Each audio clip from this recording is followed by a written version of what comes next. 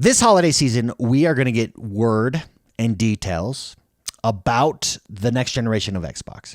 We're going to get details perhaps about a mobile device. I actually think a handheld gaming device, rather not a mobile device, but a handheld gaming device that is an Xbox handheld gaming device. I think we're going to get news on that. I think it's going to be absolutely huge. I cannot wait for it. But with that, we are getting some rumors about when. The question is, when will this next generation start? We got this article from Jez Corden over at Windows Central. Indeed, a lot of news sites are running with this. This is an interview that was done. And in it, there's some rumors flying, some speculation here that, hey, maybe this is going to come during the 25th anniversary of Halo and Xbox, which is November 2026. So just over, about 2 years from now, which makes sense, which lines up, and I think would be a smart move. Let's go over this, and then let's talk about a few things here. Is this indeed true? Will this come in 2026? How likely is that? I think it's very likely. I think that date lines up and makes sense, which is why everybody is saying that. Number two, is Xbox going to do a handheld device? And if they do, could it dominate the market in a way that Nintendo has or Steam Deck has? Or should they even get into a handheld device? Let's talk about it all. But before we do, and review this article, make sure you hit that like button, subscribe to this channel. My name is X1 the Gamer. We go over videos like this all the time right here on this channel. Here is the article from Windows Central, Jez Corden. Make sure you go follow him. We're building plans for the 25th anniversary of Halo and Xbox.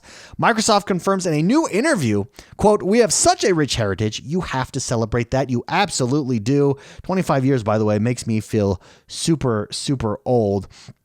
We learned some more interesting bits about what Xbox is planning for the future in a recent interview with License Global magazine. During the interview, Xbox head of consumer products John Friend discussed a variety of topics pertaining to licensing and merchandising, which Xbox has been fairly good at in recent years. They license out their IP to other companies, while also diving deeper into licensed cross-media properties such as the Minecraft movie, Fallout TV show, and Halo TV show. Obviously, with mixed success there. I agree with Jez Corden here completely. Minecraft movie, the trailer didn't do it for me. I hope it's good. I'm very questionable on that one. The Halo TV show did it for me in some scenes, but overall, they did not manage, in my mind, to capture what is special about Halo. They didn't manage to walk away with that feeling of like, yes, I love this franchise. It's so cool. I think they changed it and they missed on it overall. The Fallout TV show, however, they absolutely crushed. The Fallout TV show is fantastic. It does fan service correctly. It's just a good story. It's well filmed, fantastic actors, great atmosphere. It nails what Fallout is. And it does it in the Fallout TV show. So I'd love to see more that follows that success. In any case, Friend confirmed that Halo alone has seen $1.8 billion in non-gaming consumer spend. Woo! $1.8 billion on just Halo in merchandise sales. That's what that means. In non-gaming related stuff. $1.8 billion. Whew. Microsoft has quite a prolific merchandising operation going on right now when you consider the legendary Blizzard store coupled with Xbox merchandise shop and the Bethesda gear store too. Absolutely huge. The interesting snippet we're on to discuss today, however, is that Microsoft is already working on plans for its next big anniversary milestone. Here's what John Fiend said, quote, "We have these massive, fantastic franchises ranging from World of Warcraft, celebrating its 20th anniversary this year, to Halo, Call of Duty, to StarCraft, and much more," Friend said. "We're building plans for the 25th anniversary of Halo and Xbox.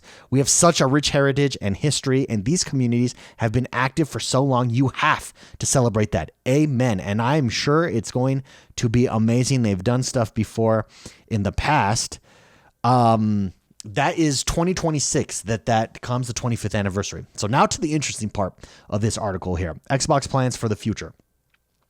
Xbox's 25th anniversary would fall on November 15th, 2026, which puts it firmly in range of a new generation of Xbox hardware potentially. Sony just revealed its mid-gen console, the PS5 Pro, which Xbox has passed on competing with this time around. Again, I think that's the correct move, especially when you see what PlayStation 5 was showing off in advertising. Basically, well, exactly what a mid-gen refresh is. It's faster, it's more ballsy, but it's not a giant leap. It's not a generational leap. Now, Sarah Bond has said that the next generation, Xbox's goal is to be the largest leap in a console generation ever. No specifics on that. That could mean anything. It's going to be really interesting to see what that means. But I think as a result, since their focus is on that, I think skipping a pro version makes total sense. No need to at all. Let's focus on that next generation. I'm completely happy with my Series X. If I have a PS5 Pro as well. I'm completely happy. Not Pro, sorry, just PS5. I have PS5 as well. I'm completely happy with it. I don't need a refresh. There's no, it's your diehard fans will buy it, but beyond that, I don't think you're expanding your base with it. So Xbox has passed competing with a Pro this time around. Instead, it seems like Xbox is full steam ahead with its next set of console hardware, which we tentatively believe, based on our sources, to include at least both a traditional style successor to the Xbox Series X and Microsoft's first real foray into the Xbox handheld gaming with its own take on the Steam Deck. That would be huge, and that, I think, is what I personally am very excited about. Now, obviously, it's not going to be as powerful as the traditional console. That next generational technical leap is going to happen in your traditional console.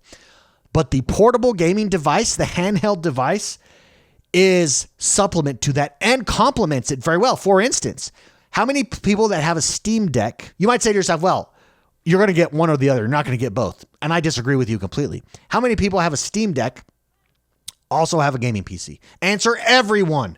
Everyone that has a Steam Deck. Okay, I can't say absolutes. Almost everyone, excuse me, who has a Steam Deck has a gaming PC. Why? Because they complement each other. One is not supposed to be as powerful as the other. It's there as a supplement to complement when you're traveling. If you want to go play somewhere else, it's just like this. I think PlayStation was smart in this, the PlayStation Portal. I love it. It's fantastic. Now this streams from your PlayStation to your Portal, but what it does is it enables you to play from anywhere in your house. When you talk about handheld gaming, I'm not sure most of handheld gaming is, and this is just anecdotal from my personal experience, I'm not sure most of handheld gaming is done on the road, for instance, or while traveling or anything like that. Yes, that's part of it. That's an option. But I think most of it is done from around your house. And that's the benefit of, here's my Nintendo. I just want to show off my Nintendo Switch OLED, baby. Whew. Waiting for that Switch 2, but the OLED is there. What I love about both these devices, the Nintendo Switch, the PlayStation Portal, is that I'm not tied down to one spot. I don't have to be isolated in I'm in my office here. This is where I have my Series X set up on my badass TV, and hardcore gaming I absolutely do here. But for other games, a Diablo, for instance, if I'm not playing with friends and I'm just running for loot, doing some loot runs and stuff, I can play on my PlayStation Portal. I can play on my Nintendo Switch. I can not other games on my Nintendo Switch, but I can play them from upstairs. I can be in the same room as my wife who's watching TV, and I'm not removed. I'm getting to spend time with them, or right before bed, you can play in bed stuff. I think Xbox, absolutely, if they're not, they should be, but it looks like they are working on a handheld device. 100%. Now, could this device compete with a Nintendo Switch? I don't think that it has to. Oh, I think it can compete with the Steam Deck. I think you have to think of it similar to a Steam Deck. It's not a standalone device. The Nintendo Switch, that's the entire device there. That's it. You can dock it, you can play it on your TV, but the device is your console. Having a console and a complementary device, I think, is more profitable. I think makes sense. And in an age in streaming and game subscription with Game Pass, I think is going to be very powerful and a very powerful way to play. I cannot wait for it. I think it's super smart. Let's continue with this, though. It would be poignant to release those new devices on Xbox's 25th birthday with the kind of fanfare that I feel the brand has been missing a bit as it navigates strategic changes that haven't always proven popular with its existing customers. I agree with that. I think lining it up with 25th anniversary, you've got the new step forward. Hey, we're celebrating the last 25 years. Thank you guys for all of your support. Here is our new devices. Here is the new way forward. We've got Game Pass. This is what we're focused on. We will lead this next generation. This is the beginning of the Xbox domination generation. Here we go. I think makes complete sense. Complete sense. The 25th birthday of Xbox and Halo would be huge. What do you guys think?